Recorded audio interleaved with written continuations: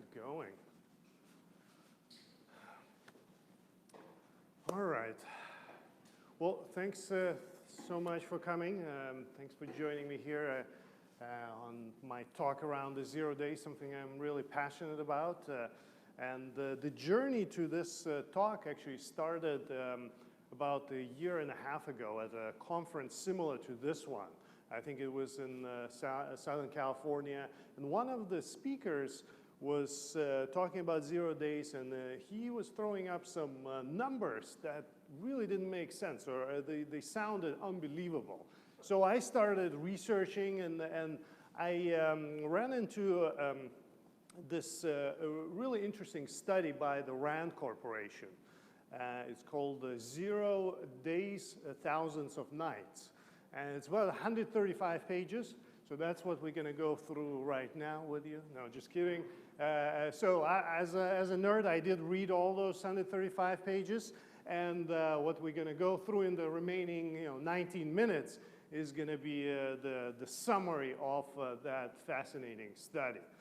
Super quickly about myself, Rene Kolga. I'm the head of product management at the security company called Nyotron.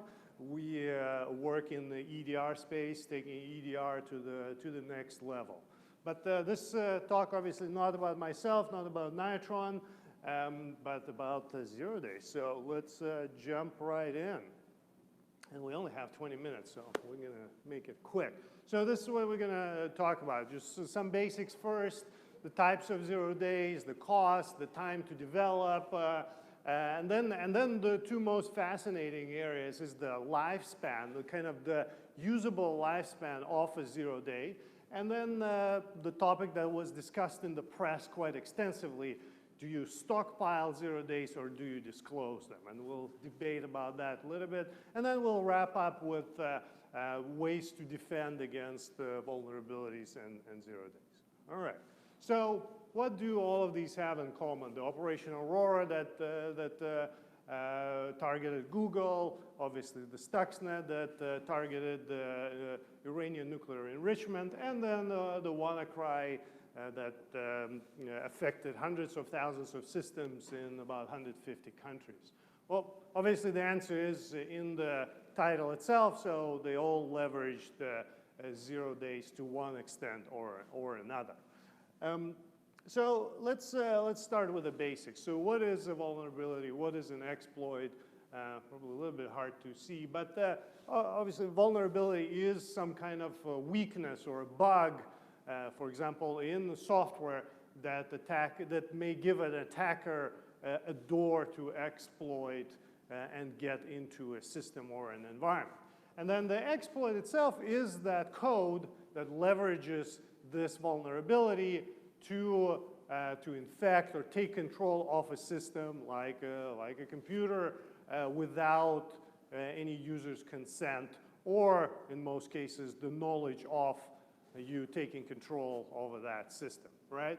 So that's what makes a vulnerability a 0 day vulnerability. Well, it is the undisclosed part of it, right? So no one but the researcher who found this vulnerability, or a very limited set of entities, knows about this bug. And hence the 0 day exploit is that working piece of software that leverages this vulnerability, the 0 day vulnerability, to achieve some malicious purpose. Okay? So far so good, you with me? Right? Okay. So previously when I was thinking about 0 day vulnerabilities, I thought there were only two types, like the ones that are living, right? Only somebody knows about it, but they're not known to the public, so that's when the vulnerabilities and exploits can be used. And then they can be dead, right? They are so-called killed by a researcher or killed by a patch. So the vulnerability was disclosed and then patched. So obviously you can't really use it anymore. However, reading that Rand paper, it covered some gray areas. And they coined a number of other terms or types of zero-day vulnerabilities. For example, appropriately called a zombie or quasi-alive vulnerability. That's the one that was removed without being disclosed, right? So you discontinued some part of the code, or you did code refactor, and without even realizing it, you fixed the vulnerability. However, it is still there and exploitable in the prior version of the same software, right? So those are the zombies. And now the favorite one are the immortal vulnerabilities, appropriately named. Those are the ones that actually will stay there forever because either the vendor is out of business, but someone is still using that software, or they no longer support that version of the product or that product at all, right? If you're running your Windows Server 2003 somewhere and soon Windows Server 2008, you will have those immortal vulnerabilities because Microsoft no longer supports or issues patches, and likely, very likely, there are some vulnerabilities that have been discovered already or will be discovered in the future, right? Okay, so those are the types of vulnerabilities. So how about the cost, right? I think previously we all thought that 0 days were kind of that exclusive class of vulnerabilities only attainable to the nation states, right? Your tier 1, tier 2 nation states that can afford those. However, actually, there are websites where you can buy 0-day vulnerabilities. You can't really see it here, but there's a pricing there. And it goes as low as, I think, around half a Bitcoin, which would be, what, $4,000 today? I think it's over 8,000 today. So for a few $1,000s, in theory, you can procure a working 0-day exploit. And of course, yes, there are so-called unicorn exploits for some specialized environments, right? If you are attacking a nuclear enrichment facility, you bet that exploit will go into tens of millions of dollars, likely, right? And the iOS exploits tend to be quite expensive, up to about $1 million or so. But in general, typically they will set you back, $30,000, $50,000. And then more on the lower end, like on this website, you can see a screenshot to the right. You pay a few $1,000s and you get yourself a working 0-day exploit. If you want the exclusivity, you typically pay 3x the price. If not, they will sell it to whoever is willing to pay. Okay. So moving on, what are the stages of the lifetime of vulnerabilities and exploits? Well, the typical flow is this, right? Someone discovers it, whether it's a white hat or a black hat or a gray hat. Then they create a working exploit or POC of that vulnerability. Then hopefully the responsible disclosure happens where they reach out to the vendor saying, hey, this is something I found. Maybe there's a working POC. You should really fix it. And sometimes they give you, the vendor, a time frame. If you don't fix it within 90 days, I'm going to disclose it. But typically, the vendor, takes it to heart. They patch it, and they publicly disclose it, and then the patching continues, into infinity. Unfortunately, we're still not great at patching. I can't believe that after all these years, right? But that's how it typically happens. However, of course, there are plenty of deviations of this flow. So you can go from discovery straight to disclosure to the vendor, right? Or you can discover and go to straight to public disclosure. And even worse, if you create a working exploit for this vulnerability, and you go straight to public disclosure. And we've seen that actually lately where some researchers get upset at a particular vendor, and they're like, you know, it's so hard to deal with you, or for some other unknown reason, they would just go straight to Twitter and say, hey, here's what I found, and by the way, here's a working POC of this. So, you know, pretty bad. And then sometimes the patch is issued without publicly disclosing what exactly was addressed, right? And there's certain reasons for doing that. And of course, the worst one, and the ones that we're really focusing on in this presentation, is when someone creates it, like a black hat or a gray hat, and then they use it in the wild, or they sell it to somebody to be used in the wild without anyone else knowing about this. Okay, so this is where the audience participation comes in. Based on the RAND's research, how long does it take typically to create a working exploit after you found the vulnerability, after the vulnerability discovery? 2 hours? Well, that's very aggressive. 2 months? Huh? Yeah, of course. And they, what RAND did, they got a hold of a whole database of 0 days, over half of which weren't known to the public, or may still not be known to the public. And they based their data on that. So median or average is what they were playing with. But some interesting numbers from like 20 minutes or 2 minutes to 2 months was something like that. So what they say, it was actually 22 days, which felt pretty fast, right? But so that was interesting. And now the most interesting data point, at least the data point that surprised me the most. So what is the average lifespan, kind of viable time frame for a 0-day exploit? So after, from the exploit creation to the public disclosure, what is that time frame? Days, weeks, months, years? What are your guys' thoughts?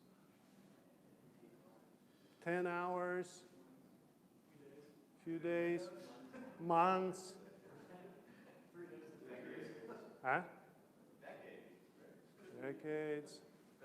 So decades was the closest answer, actually, and this is really amazing, right? This is really the number that I started my research from, right? I was like, that can't be right. 7 years? Like, this is the useful lifespan of a 0-day vulnerability. That is, you can be 100% patched, up to date, everything, and for 7 years, someone can have a, open backdoor to your environment using a 0-day. That is really unbelievable. Yeah. I'm curious to know, how long does it take to find? We'll get to that to some extent. So to kind of summarize the lifespan, right? So how it starts, we discover the vulnerability, then in the 22 days or so, the working exploit is created. Then this useful lifespan of almost 7 years goes out, and then public disclosure, patch, and patching, or sometimes patch and then public disclosure, right? That can vary. So that's kind of the overall lifetime. Okay, and now moving to another kind of a controversial topic that has been discussed quite a bit in the press, especially after Snowden, right? With all the disclosures that happened there, So should we, or as a nation state, for example, or a nation state that has an ability to discover vulnerabilities, create exploit, should we stockpile them, or should we just publicly disclose them, right? And what are the benefits of stockpiling? Well, if you find a zero-day exploit, create a zero-day exploit, potentially that gives you an upper hand against your adversaries, right? You can have a backdoor into your enemy systems. You can implant maybe something into their electricity grid or critical infrastructure, right? So that sounds like that's a cool weapon to have, right? And relatively cheap versus having rockets and missiles and airplanes, right? So that's a plus. On the other hand, well, if you discovered this vulnerability and created an exploit, is there a chance that someone else, maybe that exact enemy of yours, also discovered that same vulnerability and is now using it against you and not only the public sector, but your private sector? So all of your private sector is exposed to that same digital missile that you have. So where do you guys land on who's for stockpiling here? Stockpiling, yeah, couple. Who's for disclosure? Okay, a little bit more on the disclosure side here. So Rand's study also looked into that question from purely scientific perspective, right? And they took the two variables into consideration. So first is that the longevity, right? We already discussed that. That in theory, if you have that secret weapon, you have a pretty long period, 7 years to almost 7 years to use it, right? So that's number one, variable number one. And two, what they looked at is what are the chances that someone else will discover that same vulnerability that you did. They call it the collision rate. And based on their calculation, it is 5.7% to be precise. Again, based on the database of 0 days they had, et cetera. So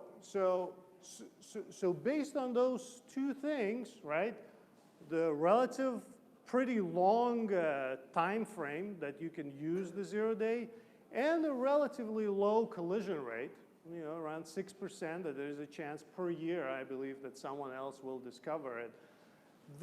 They don't say it outright. They don't give a recommendation there that you should stockpile, but basically, based on these numbers, you can infer that their recommendation is actually slightly towards stockpiling. They don't look at leaks at all? Huh? They just look at independent collision rate, not leaks like shadow brokers, that kind of thing? Well, they looked at what happened with specific 0 days they got a hold of, around 200, and that's the calculation they made. But of course, there are some black swan events, right, or leaks like with Equation Group and Shadow Broker, right? So yeah. But that's kind of the calculation they gave there. However, if you look at, again, post-Snowden discussion on this topic, NSA actually has an established process, and they say that they favor disclosure. So that's kind of the official answer is that in most cases, we as a nation state, we favor disclosure of vulnerabilities and exploits. So, okay, so I thought that was quite fascinating. So, what do we do with this, right? And I agree with Peter Kim, the keynote speaker, that unless you have something that tier 1 or tier 2 nation state really want, you're unlikely to be targeted by 0 days. And this is not your number one fear or number one priority, right, on the defensive side. However, actually, the defenses against 0 days are to some extent similar to defenses from other types of attacks. So, and no rocket science here, really. But you start with no, with patching, right? Just being up to date with patches and regular IT hygiene, two-factor, et cetera, would get you, 80, 90% there, right? WannaCry is a prime example. 150 countries affected, while Microsoft actually released a patch against the underlying vulnerability, right? 2 months before, almost 2 months before WannaCry happened. So if you were just unsupported version of Windows and had those patches roll out within 2-month period, I'm not talking about 24 hours or something like that, you would never have to worry about WannaCry at all. You didn't even have to have an AV installed, right? You would have been protected. But we can see that even today, the exploit used by WannaCry is still being used even by APT actors, because we still have tons of systems that have not been patched. Visibility is another aspect, right? And we were talking about red teaming, blue teaming, right? If you don't have logs, you don't have records of the activity within your network, how will you ever be able to investigate what happened? How will you ever be able to figure out how did the bad guys get in, what exactly did they do, and how to improve your security posture? So it used to be that we just collected logs from the network and maybe the servers. Nowadays, with the perimeter disappearing, right, collecting logs like through EDR tools from endpoints is not optional anymore, right? You have to have visibility to the network, servers, and endpoints to see what's going on. And finally, layered defense, right? It's not about deploying one silver bullet, that magical AI tool that will save us all, right? It's about layering different security technologies on top of one another. And it's not layering a tool that does a similar thing on top of another or uses the same security approach or security model. It's about layering tools that apply completely different security models together. That really what creates a true defense in depth, right? It's applying the positive security tools and the negative security tools together. Like the negative would be the AV, the positive would be whitelisting, for example. Only when you combine tools of that kind, then you achieve a true defense in depth. And just in closing, this is from that same report by RAND. This is what they say. Defenders will always be vulnerable. And yes, it is indeed very hard to be on the defensive side, right? We always say you have to be right 100% of the time. The bad guys, the red team has to be right only once. Just true to some extent. I don't necessarily fully agree with this because, yes, if you only apply the negative security model, you will always be chasing the badness. It will always be cat and mouse game. However, if you properly apply the positive security model, then you can actually stay ahead of the attackers. So it's not all bad and doom and gloom there in my mind. And the last slide here, if you are looking for some interesting bedtime reading, that 135-page or so report by RAND, this is it on the left, 0 Days, Thousands of Nights, pretty appropriate title. And then I wrote kind of a shorter report for Nyotron there on the right, and you can get it from our website. So that's my quick story. Hopefully you learned something new, something curious, and yeah, you can share with your colleagues. Any questions? Yes. So to me, when I look at this situation, especially some of the numbers, which are shocking. Yeah.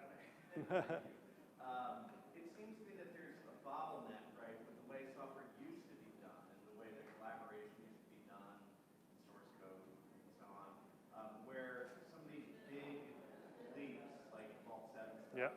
et cetera, are, there's years and years and years of exploits and that stuff, right? So when I see like 6.9 years, I assume those numbers are based on those kind of older exploits and not the So and by that you imply that it's the lifetime will, or the useful lifespan will decrease of vulnerabilities.